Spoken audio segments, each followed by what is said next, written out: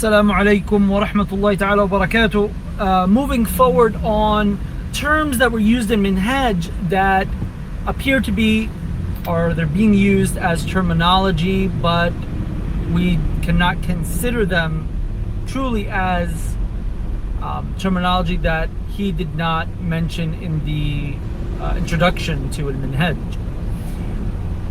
Last time we went over Indi. Today we're going to speak about Al-Iraqiyun. He mentions it 4 times throughout the book. Now he does mention the turuq throughout the book, and he mentioned this directly in the introduction that he's going to be referring to the turuq. Kalam Jameel. So he already did that, but why did he come in these 4 spots, these 4 areas, these 4 masail, and mention the Iraqiyun? First, who are the Iraqiyun? Those are the scholars that upheld what we call Tariqat al-Iraqiyin. Now, they're not necessarily Iraqi per se, but they're affiliated and they've established their own methodology and techniques when it came to expressing and doing naql, transmitting the masail to us. They have their own style of doing things, which might in some instance lead to an impact on opinions.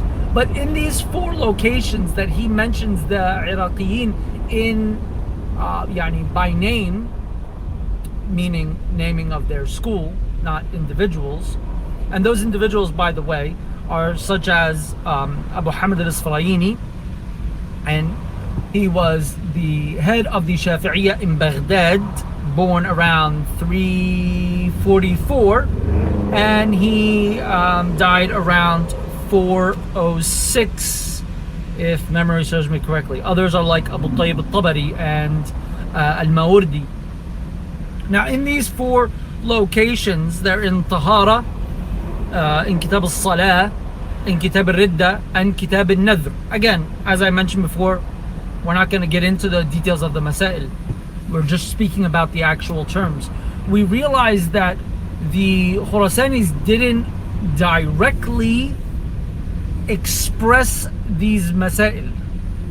It could be understood from some of them. Some of the later ones might have, but overall, they did not mention these masail in their works. Again, we're talking about the earlier ones, the leadership of the tariqah, if you may. So, but the Iraqis were known for it. It was known that they stated it clearly. It was throughout their works mentioned. So therefore, it almost became unique to them in a sense. And that's why he mentions them. Now, would this be a mustalah that he did not mention in the text? The answer is no. No, not at all. Because he said that he was going to point out the turuq to us, right? He said this in the introduction. Jameel. So the fact that he mentions that he's going to point out the turuq in the introduction would include him saying al-Iraqiyin in those 4 locations. Would it be considered a terminology? Maybe, but even if we did, it would still fall under what he mentioned in the introduction itself, and it would not be considered something different than that. Yes, he did not say he's going to say which tariq said what, but just the fact that he said that he would point out the turuq and ikhtilaf al-turuq would mean him saying al-Iraqiyin or al-Iraqiyun. It still follows under that structure. Wallahu a'la wa a'lam.